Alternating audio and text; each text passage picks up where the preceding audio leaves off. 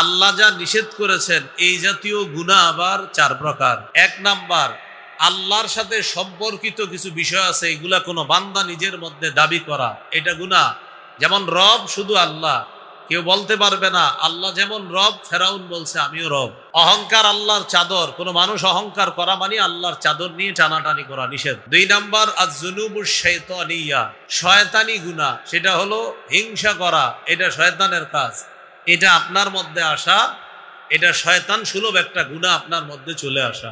আয-যুনুবুস সাবউইয়া, সেটা হলো বাড়াবাড়ি করা, সীমালঙ্ঘন করা, দুর্বলের উপর অত্যাচার করা। 4 নাম্বার, আয-যুনুবুল বাহিমিয়া, পশু সুলভ আচরণ গুনাহ করা, যেমন বিকৃত যৌনাচার, যৌন লালসা বাসনা ইত্যাদি পূরণের চেষ্টা করা, এগুলো হলো পশু সুলভ গুনাহ করা।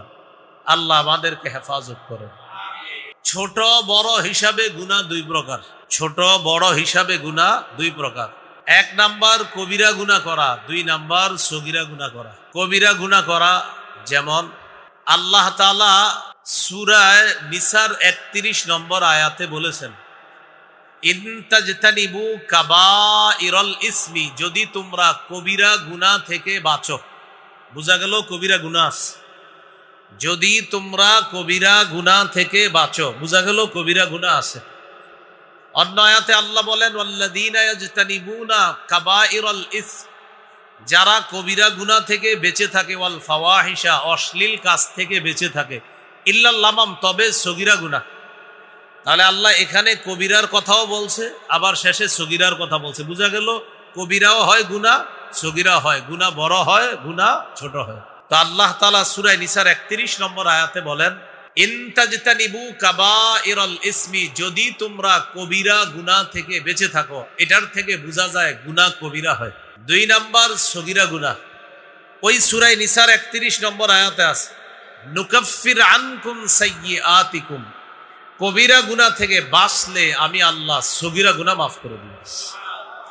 বোঝা গেল গুনাহ বড় হয়, ছোট হয়।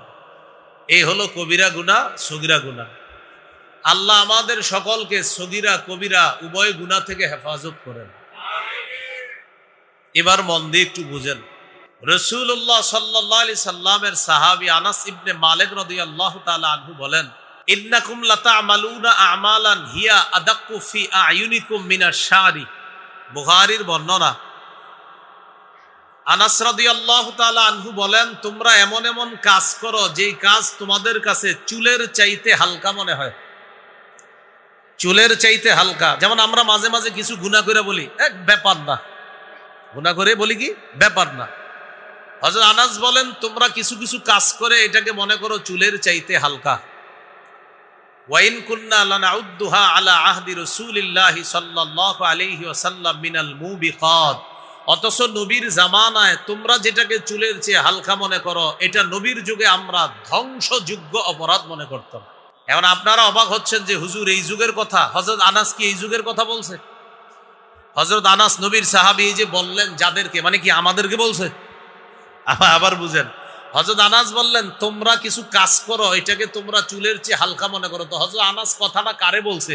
ওনার যুগের মানুষকে। তো ওনার যুগের মানুষ কখন? নবীর একদম কাছাকাছির যুগে। তাহলে নবীর কাছাকাছি যুগে যারা, তারা কিন্তু বড় গুনাহ করতো না। নবীর কাছাকাছি যুগ 3 যুগ, খায়রুল কুরুনি কারনি সুম্মাল্লাযীনা ইয়ালুনাহুম সুম্মাল্লাযীনা ইয়ালুনাহুম। নবী হাদিসের মধ্যে 3 যুগকে সর্বোত্তম যুগ বলছে। ওই সর্বোত্তম যুগে মানুষ বেশি গুনাহ করতো না। তো ওই যুগে হয়তো কোনো গুনাহ হয়ে গেলে হযরত আনাস বলতেন, মিয়া তোমরা যেই গুনারে চুলের চেয়ে হালকা মনে করো, তো ওই যুগের গুনাহ আর কি, মানুষ তো গুনাহই করতো না। তো হযরত আনাস ওইটাকেই বলতেন, তোমরা এটাকে চুলের চেয়ে হালকা মনে করো, নবীর যুগে এটা ধ্বংসযোগ্য অপরাধ মনে করতাম। আমি চিন্তা করি হযরত আনাস যদি আমাদের যুগের মানুষের গুনাহ দেখতো, সেটারে কি বলতো? ওই যুগে বলছে চুলের চেয়ে হালকা, তো ওই যুগে তো মানুষ গুনাহই করতো না বেশ, সেটা উনি বললেন চুলের চেয়ে হালকা, আর নবীর যুগে নাকি এটা ধ্বংসকারী অপরাধ। তার মানে হযরত আনাসের জামানা সর্বোত্তম জামানার মধ্যেও কিছু পাপকে তিনি বললেন যে এটা কিছুদিন আগে নবী দুনিয়াতে ছিল, তখন ছিল এটা ধ্বংসযোগ্য অপরাধ। মিয়া তোমরা এখন এটা অপরাধে মনে করতেছো না? হযরত আনাস যদি ওই যুগে এমন কথা বলে, আমাদের গুনাহ যদি হযরত আনাস দেখতেন, আল্লাহ জানে কি বলতেন। কি বলে ফেলতেন, তোমাদের তো ইমানই নেই। আমাদের গুনাহ দেখলে মনে হয় এমনই বলে ফেলতেন, তোমরা এগুলো কি করো। প্রিয় ভাইয়েরা, এই জন্য রাসূলুল্লাহ সাল্লাল্লাহু আলাইহি সাল্লাম বলেন, ইয়াকুম ওয়া মুহাক্কিরাতিজ যুনুব, তোমরা ছোট ছোট গুনাহ থেকেও বাঁচো। রাসূলুল্লাহ সাল্লাল্লাহু আলাইহি সাল্লাম বলেন, একটা দল গেছে কোনো এলাকার মধ্যে বনভোজনে সফরে গেছে, তারা যাওয়ার পর একটা বনের মধ্যে তারা ঢুকছে, ঢুকার পর তাদের খাবারের প্রয়োজন। নবী হাদিসে বলছে, কা কওমিন নাজালু বাতনা ওয়াদিন, এমন জাতির মতো যেই জাতি কোনো এলাকায় নামছে, নামার পর তাদের খাবারের প্রয়োজন। তালাশ করে দেখে তাদের সাথে রুটি আছে, তেল আছে, জ্বালানোর জন্য আপনার আগুনেরও ব্যবস্থা আছে, শুধুমাত্র লাকড়ি নাই। তেল আছে, রুটির জন্য আটা আছে, আবার যে আগুন জ্বালাবে এরকমও ব্যবস্থা আছে, কিন্তু আগুনটা জ্বালাবে যে কাঠের মধ্যে, কাঠ নাই, লাকড়ি নাই, অর্থাৎ লাকড়ি আনতে ভুলে গেছে। এখন আপনারা বলেন তো, রুটি তৈরি করা কি সম্ভব হবে? আমির সাহেব বুদ্ধি করলেন, কি করা যায়, সবার পেটে খিদা, খাবার দরকার, রুটি তৈরি করতে গেলে অনেক সময় প্রয়োজন, লাকড়ি তৈরি কারে পাঠাবো? যদি একজনরে বলি লাকড়ি সংগ্রহ করতে, তাহলে এই ব্যক্তির পক্ষে লাকড়ি সংগ্রহ করা অনেক সময় লেগে যাবে। আমির সাহেব বুদ্ধি করে কি বললেন, সবাইকে বললেন, তোমরা প্রত্যেকে একটা একটা লাকড়ি নিয়ে আসো। বলেন তো, এখানে আমরা সবাই চট্টগ্রাম গেলাম, এক বনের মধ্যে যাওয়ার পর হঠাৎ আমাদের খাবারের খিদা লাগছে, কিন্তু ইতিমধ্যে খাবার আছে, সব আছে, তৈরি করার জন্য আগুন প্রয়োজন, আগুন নাই। আমির সাহেব যদি একজনকে লাকড়ি আনতে বলে, এতগুলা মানুষের খাবারের জন্য লাকড়ি কি কম লাগবে না অনেক বেশি? এখন এতগুলা মানুষের খাবারের লাকড়ি যদি একজন আনে, তার পক্ষে এতগুলা লাকড়ি আনা সময় কম না অনেক বেশি লাগবে? বুদ্ধি করে যদি আমরা সবাই গিয়ে একটা লাকড়ি নিয়ে আসি, সময় কম লাগবে। আমির সাহেব বুদ্ধি করে বললেন, তোমরা সবাই একটা একটা লাকড়ি নিয়ে আসো। সবাই দৌড় দিয়ে একটা লাকড়ি নিয়ে আসছে, একই সময়ে অনেকগুলা লাকড়ি উপস্থিত হয়েছে। নবীজি বলেন, এবার অনেকগুলা লাকড়ি উপস্থিত একসাথে হওয়ার পর আগুন জ্বালাইলো, এই আগুন এখন দাউ দাউ করে জ্বলে, সেখানে রুটি বানানো সহজ। আমার উম্মত একটা একটা গুনাহ করলে একটা একটা একটা একটা একটা একটা, তুমি সকালে করেছো একটা, একটু পরে করেছো আর একটা, আবার করেছো আর একটা, তুমি আজ করেছো একটা, কালকে করেছো আর একটা, কালকে করেছো আর একটা, পরের দিন আরেকটা। হুজুর আমি একটা করছি, এরপরে কয়েকটা করছি, আবার কয়েকটা। নবী বলেন, তোমার কাছে মনে হচ্ছে এক এক এক, এবার মিলাও তো, মিলাইলে দেখবা অনেকগুলা হয়ে গেছে। অনেকগুলা লাকড়ি যেমন আগুন জ্বালায়া সব তছনছ করে দিতে পারে, অনেকগুলা আলাদা আলাদা গুনাহ একসাথে হয়ে তোমাকে ধ্বংস করে দিবে। এই জন্য রাসূলুল্লাহ সাল্লাল্লাহু আলাইহি সাল্লাম বলেন, ইয়াকুম ওয়া মুহাক্কিরাতিজ যুনুব, ছোট ছোট গুনাহ থেকেও বাঁচো।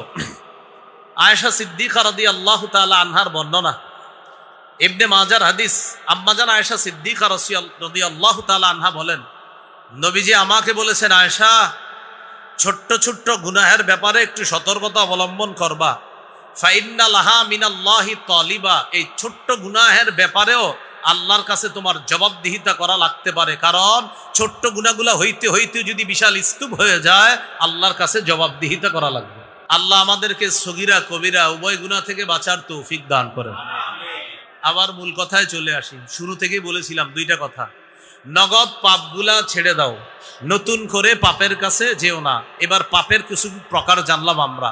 পাপ মৌলিকভাবে দুই প্রকার, একটা হলো আল্লাহর আদেশগুলা ছেড়ে দেওয়া পাপ, আল্লাহর নিষেধগুলা করা পাপ। আল্লাহর নিষেধগুলা মৌলিকভাবে আবার চার প্রকার। এক নাম্বার, আল্লাহর গুণ কোন বান্দা নিজের মধ্যে আইনা দাবি করা, এটা বড় পাপ। যেমন কেউ বলা আল্লাহ যেমন রব, নাউজুবিল্লাহ আমিও রব। অহংকার, আল্লাহর চাদর, এটা নিয়ে টানাটানি করা, এটা গুনাহ, এটা নিষেধ। দুই নাম্বার, আয-যুনুবুশ শায়তানিয়া, শয়তানি গুনাহ। যেমন শয়তানের যোগ্যতা হলো হিংসা করা, কোনো মানুষ হিংসা করলে বোঝা যায় তার মধ্যে শয়তানি একটা যোগ্যতা চলে আসে। তিন নাম্বার, আয-যুনুবুস সাবঈয়া, এটা হলো কোনো মানুষের উপর জুলুম নির্যাতন করা, বাড়াবাড়ি করা, এগুলা নিষেধ, করা যাবে না। চার নাম্বার, আয-যুনুবুল বাহিমিয়া, পশু সুলভ আচরণ, বিকৃত যৌনাচার, এগুলা করা, এগুলা পাপ। সবগুলা পাপ আবার একসাথে করলে পাপ ছোট বড় হিসাবে দুই প্রকার, একটা হলো কবিরা আর একটা হলো সগীরা। আমরা কবিরা সগীরা সব ধরনের গুনাহ থেকে বাঁচবো, আল্লাহ তৌফিক দান করে। তবে সবগুলা কথার মধ্যে দুইটা কথা আল্লাহর হস্তে মনে রাখবেন, সেটা হলো, বলেন আল্লাহর আদেশগুলা, বলেন ছেড়ে দেওয়া গুনাহ, আল্লাহর নিষেধগুলা করা গুনাহ। এই দুইটা কথা একটু মনে রাখবেন, কিন্তু বাড়িতে গিয়ে স্ত্রীকেও শিখাবেন, শোনো আল্লাহ যা করতে বলেছেন এটা না করা গুনাহ, আল্লাহ যা ছাড়তে বলেছেন এটা করা গুনাহ।